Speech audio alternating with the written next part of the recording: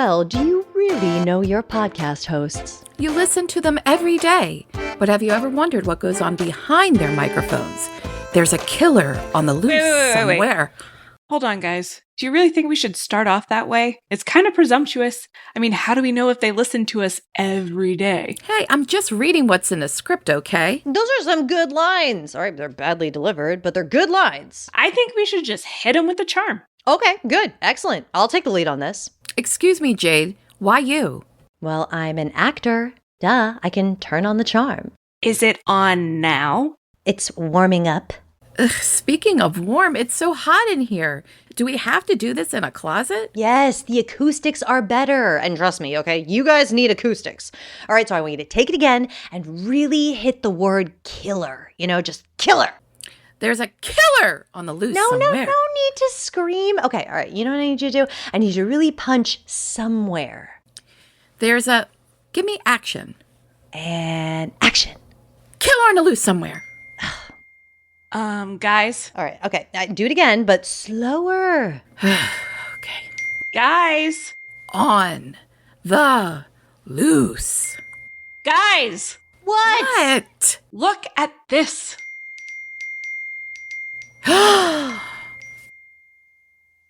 Oh, well, one thing's for sure. Yeah. This sends our podcast in a whole new direction.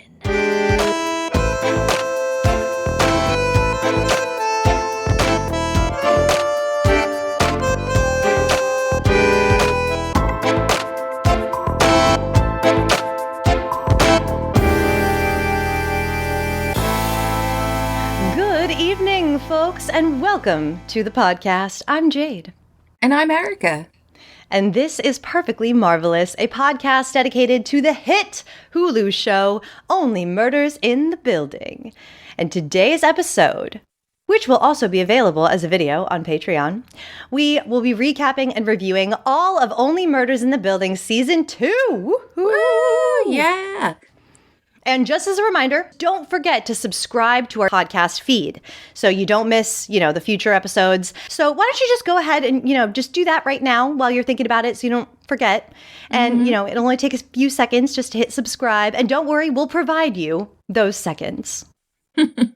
Elevator music, elevator music. Okay, did you do it? Good. Now we may proceed. Oh, good. So, and one more thing, if you would like to listen to all of our episodes ad-free and access bonus content like video podcasts like we're doing right now, go to patreon.com/perfectly marvelous podcast and sign up to be one of our most marvelous members. Yes, and shout out to the most perfectly marvelous ladies in all the land: Lisa, Gail, Kimberly, Lori, Liz, Kathy, Melissa, and Jane. We love you. We love you all. Love you so much. Thank you. Oh my gosh, thank you so much. And there's another surprise when you join the Patreon. You also get access to bonus ad-free podcasts and video episodes from my other podcast called Shall We Compare Thee, with me and my friend Paul, where we compare classic films to their remakes and sequels. So you definitely want to check that out. It's a brand new podcast, but so far we've done a Psycho episode comparing the original Psycho to the shot-for-shot remake, and we did a Peter Pan episode comparing 5 versions of Peter Pan, including the Peter Pan and Wendy that just came out in 2023. We also did an Indiana Jones podcast comparing Raiders of the Lost Ark to Dial of Destiny, and we're going to be releasing some extra bonus Indiana Jones episodes reviewing the other, Indiana Jones sequels, the 2nd, 3rd, and 4th films as well. So we've got a lot of Indiana Jones content coming out. And our latest episode is Barbie. We just recorded a Barbie podcast where we compared life size with Tyra Banks to Barbie. And that was interesting, to say the least. And we actually just recorded like an extra little Barbie episode, because after we watched the film, a couple of days went by and I was like, you know what? I have more thoughts. I think that my thoughts have maybe shifted or changed. Barbie came out of nowhere, and it really sparks a lot of thoughts. I still have not seen it. I need to see it. I actually you gotta see it. I haven't seen Life Size either, which I'm Oh, classic. I think it came out a little bit when I was a little too old to see it. But Yeah, that's okay. yeah. But I do know of it, and that's awesome. Yeah, it's a fun episode. Even if you've never seen Life Size, you can. The majority of the conversation is really Barbie. There's a lot to talk about. It's unexpectedly a lot to talk about. I can't wait. So anyway, yes, we would love to have you as a patron. It really helps us to keep going. The more support we get, the more motivation, it gives us to give you guys, bonus episodes, more content. And we've got ideas for those bonus episodes in the future. Maybe some movie reviews, some murder mystery movie reviews. And yeah, a little bit of funding would really just go a long way to making that happen. So if you can help, please and thank you. And now, without further ado, let's get this recapping started, baby. So Woo. tits up. Tits up. Woo!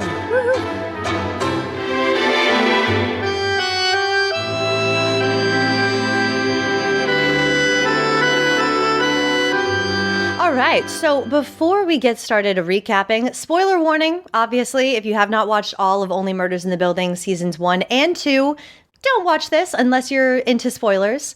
And the elefante in the room, we are, you may have noticed, minus a character in our little show over here. We usually have one Kara in addition, and today we're going to have to go full Jerica, which is our ship name, I guess.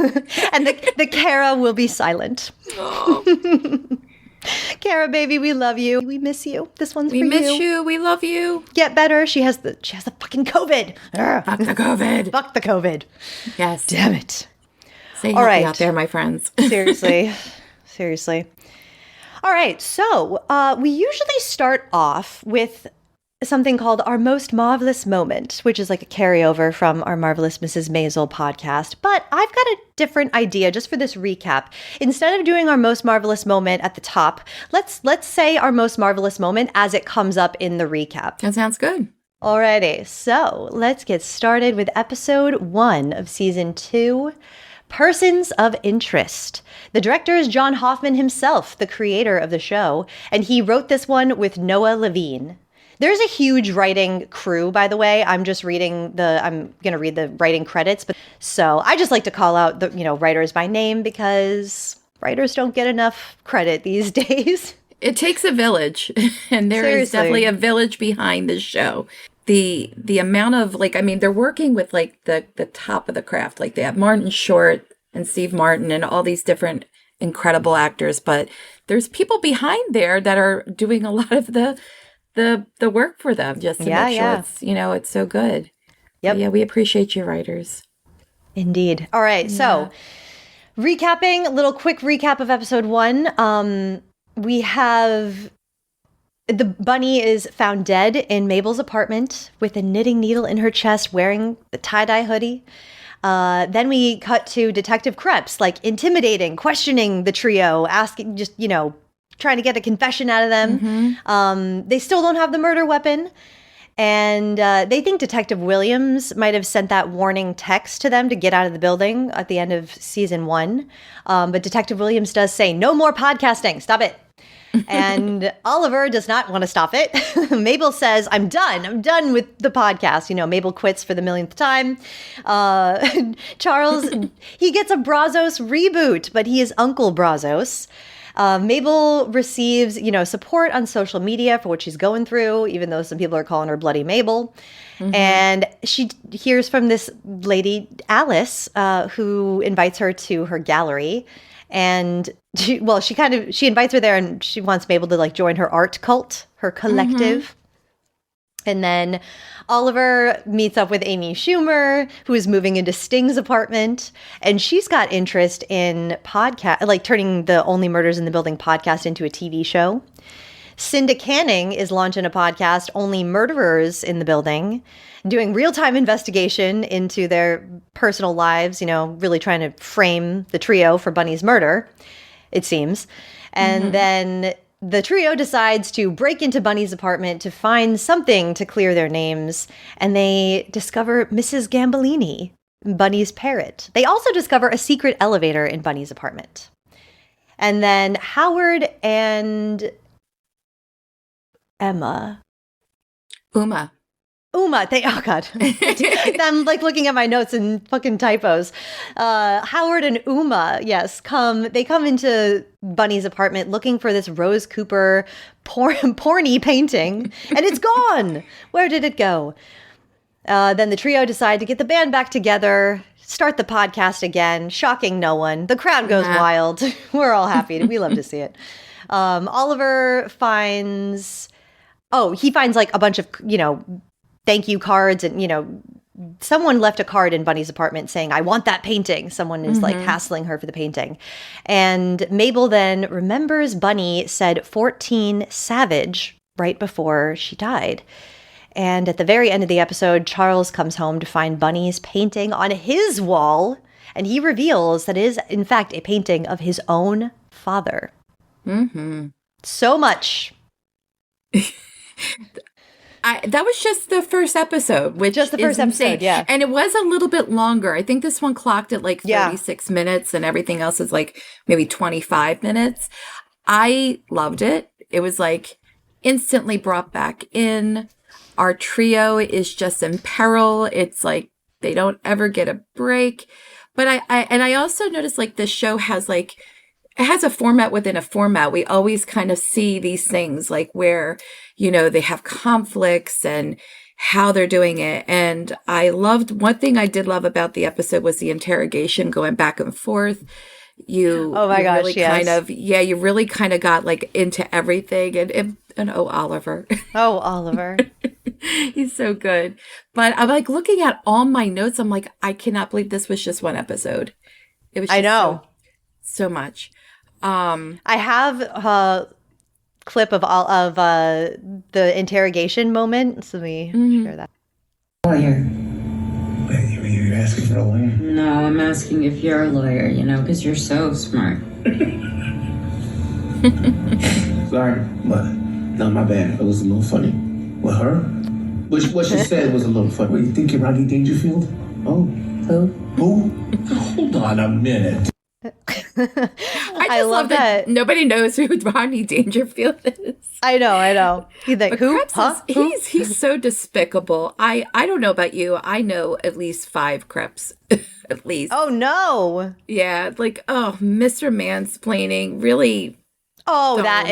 I thought you meant like crooked cops. I'm like, no. Seriously? I just this like person who is like really low self-esteem and then uses his I don't know, his hyper masculinity to kind of be like a real dick nobody about got it. Time for that. No, I love my guys, but like no, he just like he grosses me out. He's so. I know. I did find that moment really funny though, because it did make me think of our resident lawyer, who we are without this episode, yes. Kara. That was really cracked me up, and she's like, lawyer.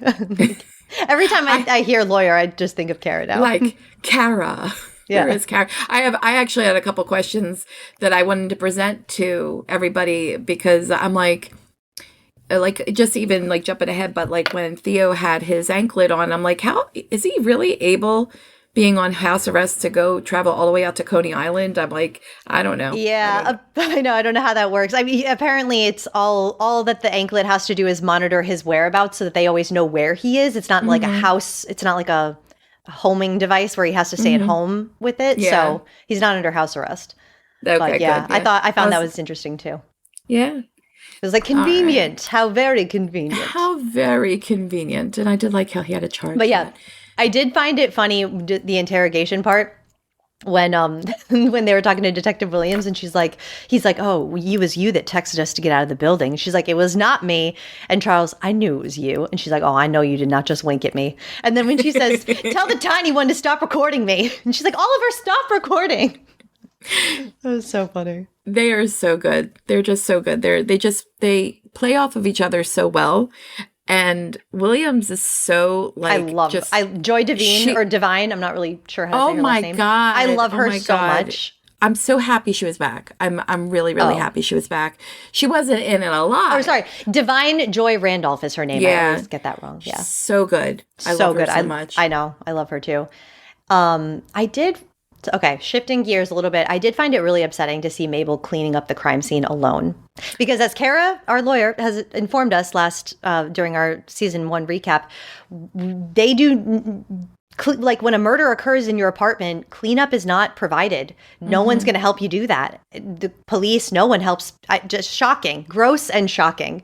So to see Mabel scrubbing up the blood on her own, I was like, where are the guys? Why are they not helping? I mean, ask for help, Mabel. Uh-huh. I would never. Or go ask Nina if she could hire somebody to come clean it up. Seriously. Yeah, it was, just thinking about the amount of trauma that Mabel has experienced throughout the last 2 seasons is a lot.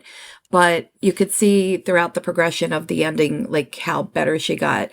But one thing I am wearing, for those who are watching the video, I am wearing a yellow hat in honor of our beautiful Mabel and I did find some research and I did take notes about how often the color yellow or marigold appeared, especially in season 2. And I did find an article that talked about how it represents her Mexican American culture. Yeah. But also just the thought of loss and grief. But then also how creative and artistic she is, but it just showed like it was very prominent in the beginning of the season. And then after she had that breakthrough, it was gone. She was more in a green palette, which really made me happy. And I have to kind of look at that. But the use of color, it's really very neat. It's very beautiful. I love it. Yeah. So I was really excited by that. But yeah, you're right. Poor Mabel. I hope next season I think when we talk about it later for season 3, I hope she doesn't have to deal with as much. She's felt a big brunt of it. I know. We do get a lot of that talking about Mabel's trauma later on in season 2, which I really appreciated a whole lot. I agree. I can't wait to get to talk about that stuff because I do think that Mabel did, work through a lot of trauma in this season, and Mabel's just so relatable. She is. They're very complex, and every one of them, like even Charles, like, they're not just like caricatures of these like zany characters. There's a lot behind them. And we did get more into each one of them this season. I think if I was looking at both of them, I think I like season 2 even better, which is kind of really, just for that aspect. There was a lot in it that I really appreciated. Okay. Yeah, I think the character development was really great in season 2, which I loved. I think that the writing was stronger in season 1, and I have more examples of that throughout the episodes. Yeah. I'll point it out. I think that the mystery was a lot stronger in season 1. I have to say, okay, like I'm a mystery buff. I'm all about the Agatha Christie, I've read I just read a lot of mysteries. And I did call out that it was Poppy like pretty early on when I watched season 2 for the first time. I thought that the mystery was quite obvious in this one. Yeah. Like everything was kind of, I don't know. Yeah. The season 1, I just remember feeling like, I genuinely don't know at a lot of points, like it kind of could go either way. But yeah, for season 2, it just seemed pretty obvious to me that it wasn't Cinda because that would have been too obvious. And then I'm like, okay, well, who is the next in line? Poppy. They were very obviously setting up, her being under Cinda's thumb and Cinda constantly putting her down. She had something to kind of rail against, and it seemed like a pretty good motivation, but we'll get there. Don't want to get ahead of myself too much. So anything else in season 1? I have a couple of like funny things that I wanted to point out. I really think that Amy Schumer I just love the line when she goes, "Oh, I never should have opened my tiny mouth."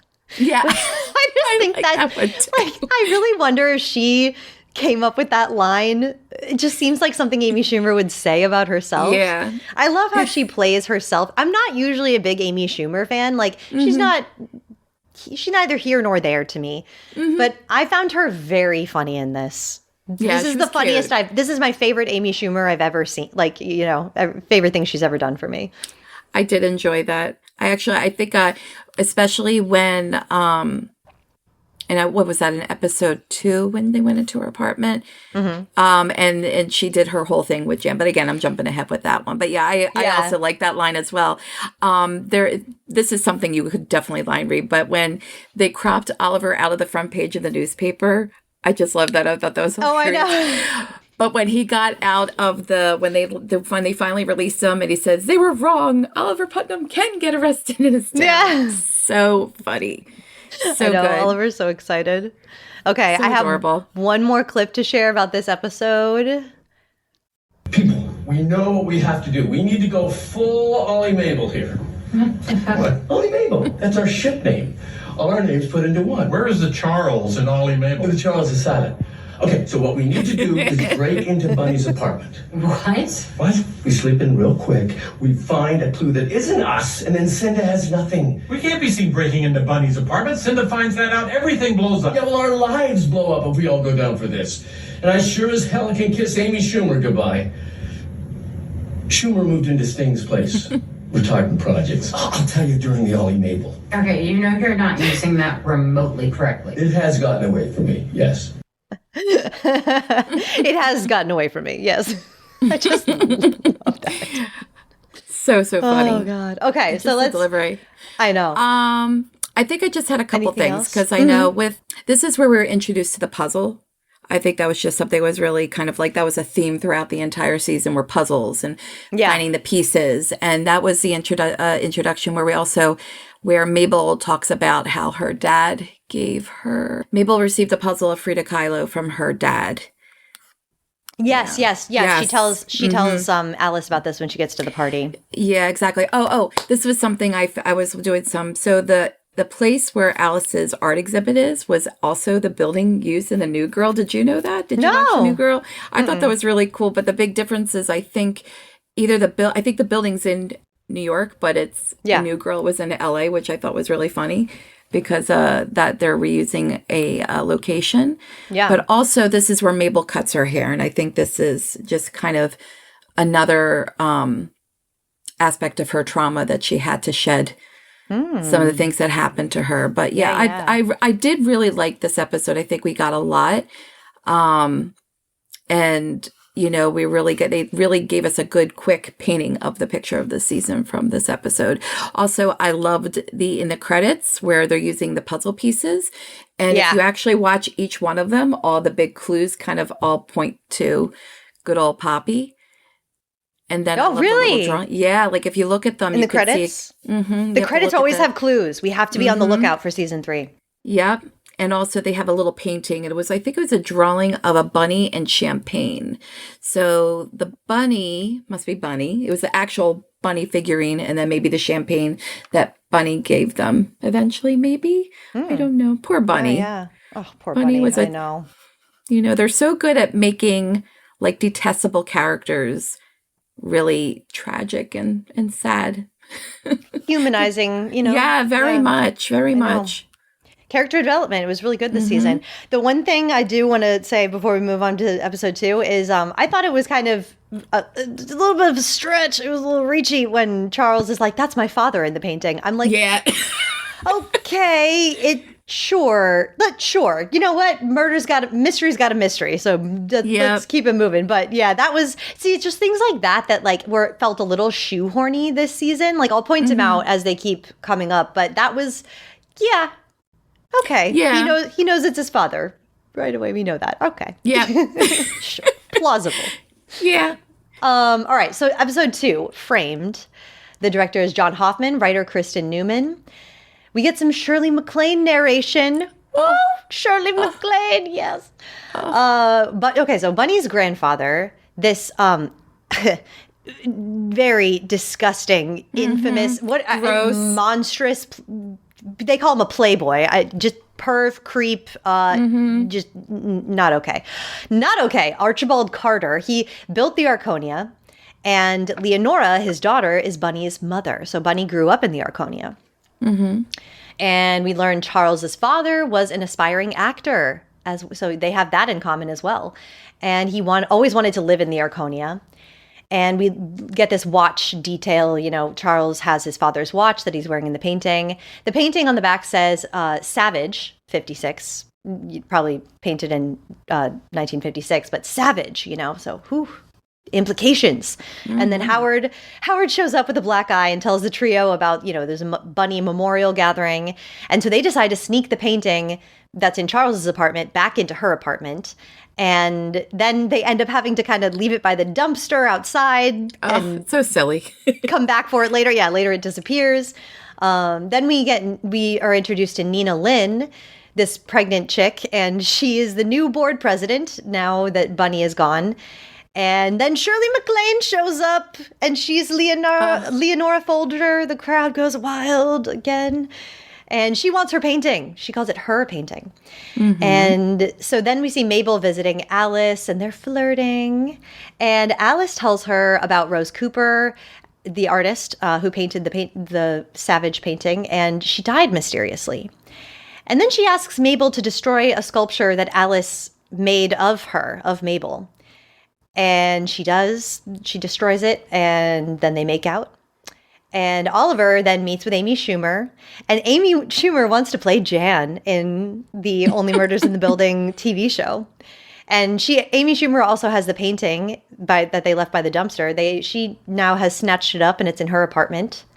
And then Leonora tells Oliver that she bought the painting from Rose Cooper, or she tells Charles, I think, that she bought the painting from Rose Cooper right before she disappeared.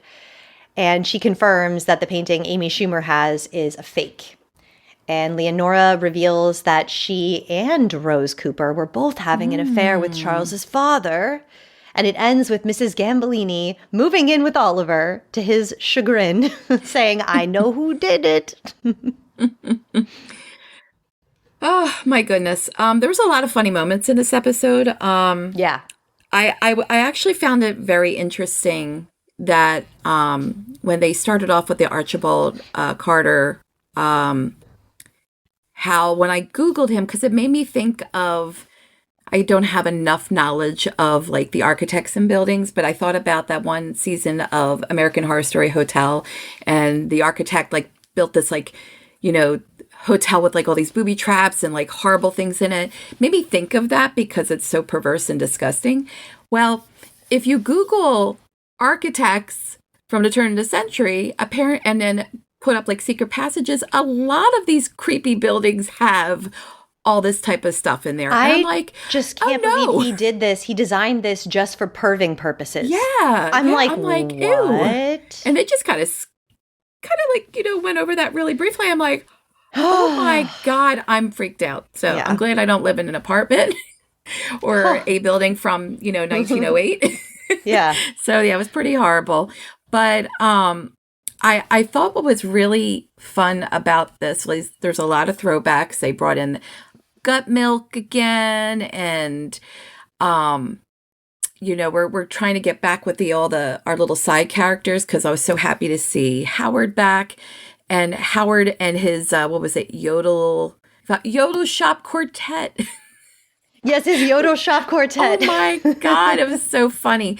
But I think the only thing I was kind of like, Cara Delevingne is beautiful. She's so sexy. She's so attractive. She's really acted really well in this. See, I just don't like her character. Okay, this is you're saying yes, she's attractive and sexy. It's like so weird for me. It's like, okay, lesbian over here, her age, right? Like I have no attraction to Cara Delevingne at all. She does nothing for me. Yeah. It's just so weird, and her acting, like she just, I get, it's like weird. I can't emotionally like relate to her on screen. Every time she's on screen, I just kind of check out, like I'm a little bored. I think it's just the nature of her strength is not as an actor. It's not, I know that she's a good person and she's like very talented and everything, but she's just acting for me is just, I don't know. I get it. Not my preference. I think her edition was probably one of my least favorite parts of the plot this season. Yeah. I loved what they did with her on the episode The Tell. I thought that was really great. Like how they got her. And I also liked the last episode, what they did with her. But that was about it, because it was kind of... It's something with her, the words that she says never feel to me like they are her actual thoughts. I always feel that she is reading a script. So that takes me out of it a lot. And I felt the exact same way about Mabel's love interest guy, Oscar. I felt the exact same way about him. I'm like, people don't talk this way. Why is it feels so scripted whenever his scenes come on, and I got really bored. It's something to do with like this Mabel dynamic when they write her, like to give her a peer, that she has a romantic interest in. For some reason, the writing does not hold up. And maybe it's just by nature of the writers being slightly older, and I feel like they're trying really hard to write like the youngins talk, how the youngins talk, kind of the same thing with like Lucy's stuff. But I think that Zoe, I can't remember her last name, I have her written down, she's such a great actor that even though the lines do feel a little stiff and like it's kind of obvious that it's like it's a line, there's a script here, it doesn't necessarily feel as effortless and seamless as when, our trio is together, or when like Jan is on screen, stuff like that just feels so I'm in it. I'm immersed in the world. But when I see Lucy, she's just a great actor. I think that kid, she's so natural and she makes it work. But with Oscar and Alice, I don't buy it. Yeah, no, and I actually agree with both of that, because I wasn't sure with Oscar. I wasn't sure if it was him or if it was the writing. And I think you have a really good point that it's the just writing. Yeah. But also, we love you writers. Yeah, I write. No, I mean, it's not easy, and also they have a very short amount of time to tell a story in half an hour. It's crazy. But something about this like style of writing for young people, they're putting a lot of pressure on themselves to be like hip, it seems. Yeah. They don't need to do that. You don't. You could put in some old jokes like making fun of technology, and that's hip enough. Yeah. You could do that. I still enjoy the ongoing joke of Charles and his voice to text mess ups, because I think it's great. It happens to me because I'm Charles. But yeah, no, I agree with you. Even when, and I'm jumping ahead, and I'm sorry, it's just a kind of like good time. I never really got invested in her character of Alice. It was kind of like, oh, she's there. My least favorite part of the season. And it bothered me that I don't think Mabel, I know something horrible happened to her, and I guess I'm going to just kind of have to go, all right, fine. She was just through something intense and tragic and horrible and traumatic. I just don't see how somebody like that would go like slide into someone's DMs and I'm starting to sound old saying that, getting a video chat and saying, hey, you want to come over and come to my thing, especially when you've just been accused of murder. Just like I didn't really believe that. I thought that was kind of weird. Yeah, this is what I mean. It seems like they had to really like finagle and twist themselves into knots in order to get a scenario working where Mabel would go to this artist collective and like meet with Alice. Because okay, what got Mabel there is the compliments that Alice was giving her about her art. She's like, I love your mural and I can't stop thinking about it. And I'm like, why? Like you can't stop thinking. I mean, and I get it comes out later, Alice is kind of lying because she has ulterior motives, but yeah, I agree. I just didn't believe that Mabel would go. Yeah, and I think that I kind of stuck on that because I really didn't like that sculpture scene. It's weird. I just don't get Alice. Like we'll get into more of it later, but like this whole thing she has with art and trauma healing, and I'm just like, what? And it definitely like, gets specified. Red flags. I'm like, if someone told me to come over after I just was accused of murder, and here I'm going to give you an axe and have all these creepy cameras around you.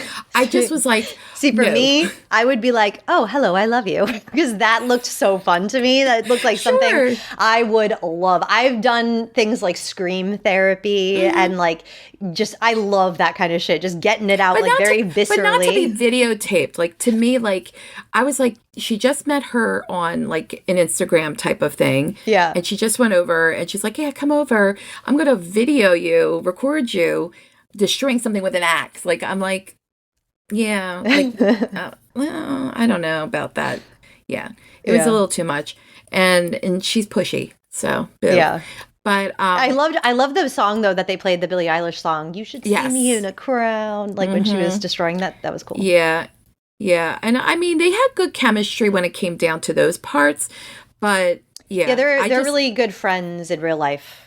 Cara Delevingne, and that's, I think, probably why Cara Delevingne was cast in this role, because if, you're gonna have to make out with someone, it's nice that it should it's be like someone you're comfortable. Yeah, a best friend, like that. I get that would make Selena Gomez, really comfortable, and yeah. I'm just surprised that their chemistry didn't like really translate, because I didn't feel it. I totally get it. I love the addition of Queen Shirley MacLaine. I screamed when and I wrote this towards the end. Good. I think it might have been the finale. She is so gorgeous. Oh my God. I mean, I just hope to God I would age as beautiful as she has. I mean, oh my God, so beautiful. So I got so sharp. I was so happy to see her. What, half another Sopranos? You think that woman stabbed someone 8 times?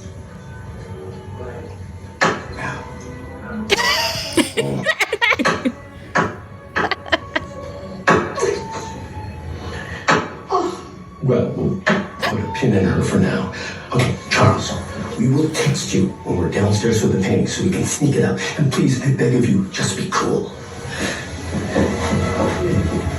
Hey. Who's cooler than me? Everyone.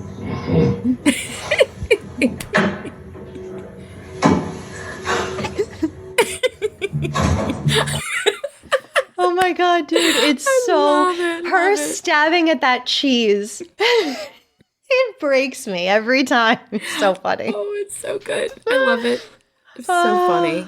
That was apparently written in this. That was written in the script too, and it wasn't written like that detailed. But Shirley MacLaine just she just went with it, being the legend that she is. Yeah, there was actually one more. There was one more clip I have from this episode that I really enjoyed, with the use of Mrs. Gambolini, and the way that they like insert her parrot squawks cracked me up. So I got to share one more. Maybe I could say I'm cosplaying Mrs. Gambolini because she's a yellow-headed parrot. I love her. I also want to mention they didn't change the intro credits, so I wonder if we're going to still have Bunny and Mrs. Gambolini. Like, I was like, oh my God, poor Bunny. We're just going to keep on being reminded that she's gone. and apparently I think that it's after this episode that it switches. She's no longer walking a little dog. She's walking a parrot. I think it's in episode 3 that the switches. Yeah. Okay, so this is another clip. She was all alone in this world. No children, no family, only me and Mrs. Goddamn Gambolini. Why didn't the killer take that bird instead of her painting? Actually, we're not sure the killer has the painting. Of course the killer has the painting. Are you talking about my painting? Who are you? I'm Leonora Folger, the mother of Bunny. I need those Where glasses. the fuck is my painting? Yes, Queen. I know. I love the way that they gave her the same glasses as Bunny. She's gorgeous. Yeah. She's so gorgeous. And guess what? What? Attention to detail. I said attention to detail to give her the same glasses. Well, that was right. We learned later that's because she's a good little con artist there. But yeah, the way that they insert the like "fuck off," like the parrot, it's really brilliant comedic timing. It's so good. All right, anything sounds like Bunny. I know. And yeah, because that is Jane Houdyshell is the voice of Mrs. Gambolini, who plays Bunny. I was pretty sure of this. Like, I can usually tell when a voiceover, like I'm good at putting voices to actors. And I was like, is that her though? Like, I don't know. It sounds like it might be a guy. It sounds like it might be different people, or maybe they got a real bird. I think maybe some of the squawking might be a real bird, but that is Jane Houdyshell doing all of the Mrs. Gambolini voice. I know. We need her to work. Like, she needs to continue to be working. She's so good. I love Jane Houdyshell. We'll talk more about her in a moment.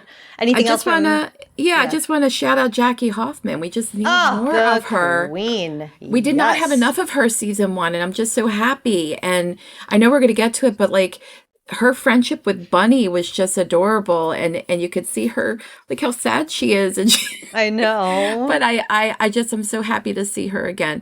I got to see her in Hairspray. She is in the musical Hairspray. She was so good. She was my God. She was the matron when they did the Big Dollhouse. She's hilarious. So That is amazing. I just wish I got to meet her, but I love her so much. I have one more clip to share. I just realized the Amy Schumer Jan moment was Oh God, really, I hope ass is in there. Really good. Yeah. I just wanted this naked painting of Charles. This isn't me. Then I don't want it. Get it out of my Sting's apartment. Well, I'll take it then. Some rando's balls on my wall. Ugh. So, was I believable? As? Jan. Oh, thank God you were in character. So you're not insane. No, not at all. Well, I should be going with.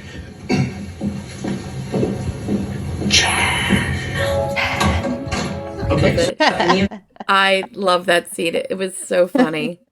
So funny. Get it out of my Sting's apartment. Sting's apartment.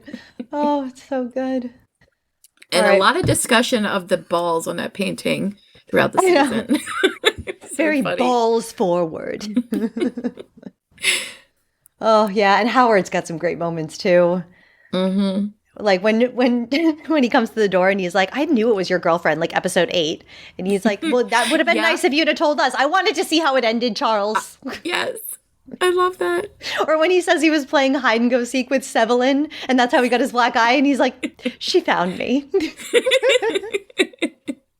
Love it. Love it. Yes, we love Michael Cyril Creighton so much. He also was more prominent this season too. Yeah, I was and very happy. we love to see it. And he's a series regular for season 3, so I'm so excited about that. Oh, yay. Okay, episode 3, The Last Day of Bunny Folger, directed by Jude Weng and written by Ben Smith. So the trio's got Mrs. Gambolini, and they're grilling her for info on Bunny's death. And we see a flashback